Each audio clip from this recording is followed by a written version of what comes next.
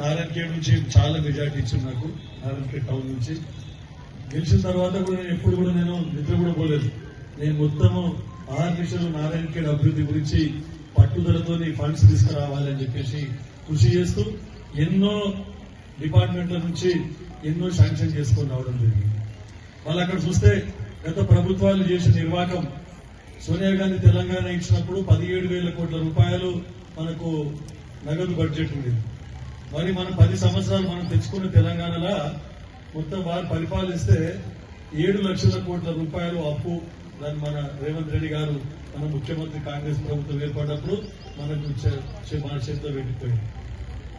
దాన్ని ఒకటొకటిగా వడ్డీ కడుతూ రుణాన్ని కొంచెం కొంచెం మాఫ్ చేసుకుంటూ మళ్ళీ సంక్షేమ పథకాలు మనం ఇచ్చిన హామీలని నెరవేర్చుకుంటూ ఒకటొకటిగా చేస్తూ ముందుకు పోతా ఉన్నాం. మీకు అందరికీ తెలుసు, రైతులకు అందరికీ రుణమాఫీ చేయడం జరిగింది. తర్వాత రైతు భరోసా ఇవ్వడం జరుగుతూ ఉంది.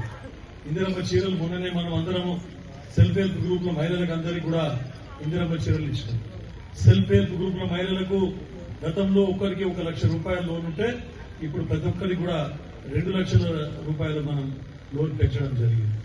ఏదైనా హాస్పిటల్కి పోతే రాజీవ్ ఆరోగ్యశ్రీ కింద 5 లక్షల రూపాయలతో ఫ్రీ ట్రీట్మెంట్ ఉంటే ఇప్పుడు మన రేవంత్ రెడ్డి ముఖ్యమంత్రి కాంగ్రెస్ ప్రభుత్వం ఏర్పడిన తర్వాత 10 లక్షల రూపాయలకు కూడా పెంచడం జరిగిందని చెప్పేసి మీకు అందరికీ విన్నవించుకుంటున్నాను.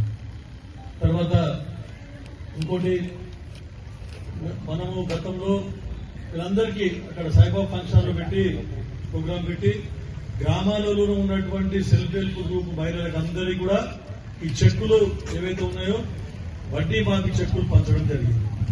అప్పుడు అడిగిన అప్పుడు మరి మున్సిపాలిటీ ప్రోగ్రాం లేదంటే నాకు కొత్త మున్సిపాలిటీలు ఏవైతే ఏర్పాటైనాయో వాళ్ళందరికీ వడ్డీ మాఫీ రుణాలు, వడ్డీ మాఫీ చెక్కులు రాలేదు, వడ్డీ మాఫీ చేస్తలేదు వీళ్ళు కొత్త మున్సిపాలిటీ. కానీ గత ప్రభుత్వం ఉన్నప్పటి నుంచి కూడా వడ్డీ మాఫీ ఎప్పుడు కూడా కాలేదు. కానీ మన ముఖ్యమంత్రి గారు రేవంత్ రెడ్డి గారు ముఖ్యమంత్రి అయిన తర్వాత మన కాంగ్రెస్ ప్రభుత్వం ఏర్పడిన తర్వాత అందరికీ కూడా ఇవ్వాలనే ఉద్దేశంతో 1 కోటి మంది మహిళలను కోటీశ్వరులు చేయాలి. ఒకటే నినాదం, 1 కోటి మంది మహిళలను కోటీశ్వరులు చేయాలని చెప్పేసి ఉద్దేశంతో ఎన్నో కార్యక్రమాలు చేపట్టడం జరిగింది. పర్యాటక గ్రౌండ్స్ లో మీరు అందరూ వచ్చింటారు. ఆ రోజు అందరికీ వడ్డీ మాఫీ చెక్కులు అక్కడ పంచడం జరిగింది, ఒక మున్సిపాలిటీ తప్ప. మీరందరూ నాకు వినతి పత్రం ఇచ్చిండ్రు. నేను అసెంబ్లీలో కూడా రైట్ చేసి కొత్త మున్సిపాలిటీలకు ఇంకా ఈ వడ్డీ మాఫీ చెక్కులు ఇంకా రాలేదు. ఎందుకంటే గత ప్రభుత్వం నుంచి కూడా వాళ్ళు వినతి పత్రాలు ఇస్తూనే పోతున్నారు.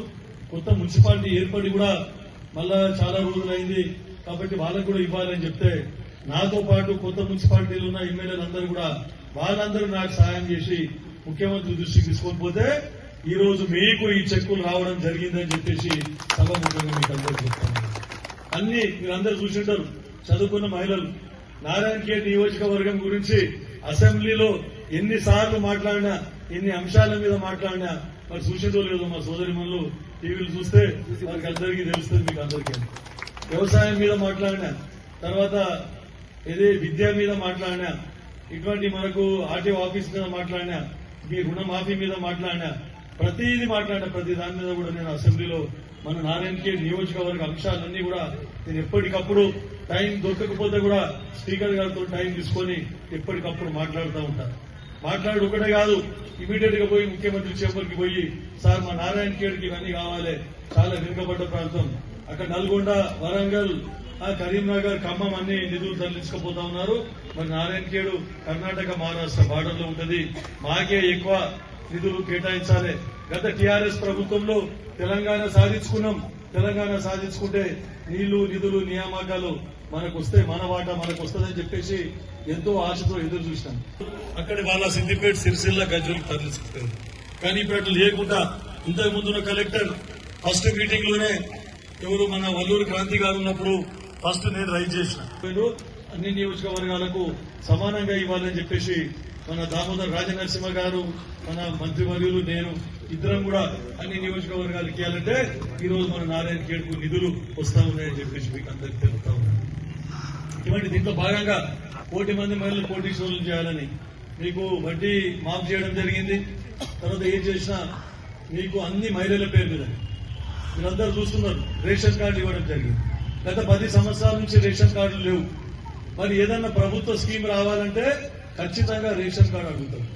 ఎందుకంటే బిలో పావర్టీ లైన్ అని చెప్పి ఇల్లు కావాలన్న రేషన్ కార్డే, పెన్షన్ కావాలన్న రేషన్ కార్డే, కుటుంబీసులు కావాలన్న రేషన్ కార్డే, బ్యాంకులో ఏదైనా సబ్సిడీ కింద లోన్ కావాలంటే రేషన్ కార్డు. మరి 10 సంవత్సరాలు కాలయాపన చేసినప్పుడు ఒక్క రేషన్ కార్డు కూడా ఇవ్వలేదు.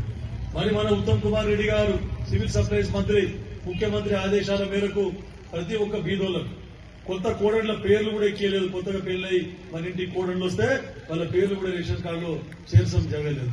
మరి అట్లాంటిది కొత్త కోడళ్ల పేర్లు చేరుస్తూ పిల్లలు పెద్దగా పెళ్లిళ్ళు అయితే సపరేట్ కుటుంబం ఏర్పడితే వారికి కూడా రేషన్ కార్డులు ఇవ్వడం జరిగింది. రేషన్ కార్డులే కాకుండా సన్న బియ్యం ఒక్కొక్కరికి 6 కిలోల చొప్పున సన్న బియ్యం కూడా జరిగింది. గతంలో మనకు పీడిఎస్ రైస్ ఏవైతే ఉంటే రేషన్ రైస్ ఉంటే సగం మంది కంటే ఎక్కువ బయట అమ్ముకుంటుంది, సన్న బియ్యం కొనుక్కొని తింటుంది. ఈ రోజు ఎవరు అమ్ముతలేరు. 80% అందరూ కూడా మొత్తం బియ్యం తీసుకొని పోయి మరీ వండుకొని తింటా ఉన్నారు. మేము కూడా అక్కడక్కడ మొత్తం అన్ని తిని చూసినాం, చాలా రుచికరంగా ఉన్నది అని చెప్పేసి మీకు అందరికీ చెప్తా ఉన్నాం. ఒకటే కాకుండా చాలా సదుపాయాలు. ఇప్పుడు నారాయణఖేడ్ గురించి మీకు రుణమాఫీ ఒకటే కాకుండా 500కి గ్యాస్ సిలిండర్. తర్వాత కొన్ని చోట్ల నాకు కంప్లైంట్స్ వచ్చినాయి. డీలర్తో కూడా మాట్లాడిన భారత్ గ్యాస్ వాళ్ళందరితో. ఎందుకు అవుతున్నదంటే కొన్ని వాళ్ళకు బ్యాంకుకి అనుసంధానం చేయకపోవడం వలన, ఆధార్ కార్డు లింక్ చేయకపోవడం వలన కొంతమందికి 500 సబ్సిడీ పడతలేదు అని అంటే దాన్ని కూడా ప్రక్షాళన చేయమని చెప్పినాం. ఒకవేళ కనెక్షన్స్ ఎక్కువైతే ఇంకో డీలర్షిప్ కూడా ఇచ్చి వాళ్ళందరి కష్టాలు తీరవాలి, అందరికి 500కే ఇది సిలిండర్ ఇవ్వాలని చెప్పేసి కూడా చెప్పడం జరిగింది. తర్వాత ఇందిరమ్మ ఇండ్లు ఎన్నో ఎప్పటి నుంచో కలలు కంటా ఉన్నారు. వారు డబుల్ బెడ్రూమ్ ఇండ్లు అన్నారు. అల్లుడు వస్తేయడం అంటాడు, బిడ్డ వస్తేయడం అంటది, బర్రేడ కట్టేయాలి, గొర్రెడ కట్టేయాలి అని తెలంగాణ యాసల కేసీఆర్ గారు అప్పటి ముఖ్యమంత్రి గారు ఏమేమో మాట్లాడారు. కిష్టారెడ్డి గారు చనిపోయిన తర్వాత బై ఎలక్షన్ లా హరీష్ రావు గారు వచ్చి మినీ ట్యాంక్ బండ్ చేస్తాం, షాదీఖానా చేస్తాం, మొత్తం అందరూ నారాయణఖేడ్ ఒక్కను, సిద్దిపేట ఒక్కను, మొత్తం నారాయణఖేడ్ సిద్దిపేట రాగా తీర్చిదిద్దుతున్నారు. మరి మీరు అందరూ పోయి ఎవరన్నా మీ తల్లిగారు ఎవరైనా సిద్దిపేట ఉంటే అక్కడ బంధువులు ఉంటే అడగండి, మరి సిద్దిపేట ఎట్లా చేసుకున్నాడు, మరి నారాయణఖేడ్ మొండి చేయి ఎట్లా చూపించిండని మీరు అందరూ గమనించాలని చెప్పేసి మీకు చెప్తాం. ఇప్పటికీ అసెంబ్లీలో అడుగుతా, ఏం సార్ ఎక్కడ పోయిందో, మా నారాయణఖేడ్ బై ఎలక్షన్ గెలుచుకున్నారు, భూపాలరెడ్డిని గెలిపించారు, అవి ఇవి మాయ మాటలు చెప్పి మరి ఇప్పటి వరకు మీరు ఆ హామీలు ఏవి నెరవేరలేదని చెప్పేసి అడిగితే ఆయన నవ్వుకుంటాడు. పాపం అది ఎలక్షన్ అంటాడు. అంటే మనం మోసం చేసేది లేదు. రేవంత్ రెడ్డి గారి ప్రభుత్వం గతంలో మీరు చూసారు, ఇందిరాగాంధీ అప్పటి నుండి కూడా మీరు అందరూ అప్పుడు మనం ఇంట్లో ఇచ్చినాం. శివరావు శెట్కర్ గారు ఎమ్మెల్యే ఉన్నప్పుడు, కిష్టారెడ్డి గారు సమితి ప్రెసిడెంట్ ఉన్నప్పుడు అప్పుడు ఇందిరమ్మ ఇండ్లు ఇచ్చినాం, ఉన్న పెంకుటి ఇండ్లు ఇచ్చినాం. దాని తర్వాత రెండవసారి కిష్టారెడ్డి గారు 89లో ఎమ్మెల్యే అయినప్పుడు అప్పుడు పట్నం కూనతోనే ప్రతి కాలనీలు ఇండ్లు ఇవ్వడం జరిగింది, ఎస్సీలకు, ఎస్టీలకు, బీసీలకు, మైనార్టీలకు. దాని తర్వాత మళ్ళీ సురేష్ శెట్కర్ గారు ఎమ్మెల్యే అయినప్పుడు, మళ్ళీ కిషోర్ గారు ఎమ్మెల్యే అయినప్పుడు, రాజశేఖర రెడ్డి గారు ముఖ్యమంత్రి, కిరణ్ కుమార్ రెడ్డి ముఖ్యమంత్రి ఉన్నప్పుడు అప్పుడు మళ్ళీ స్లాబ్ ఇండ్లు ఇవ్వడం జరిగింది.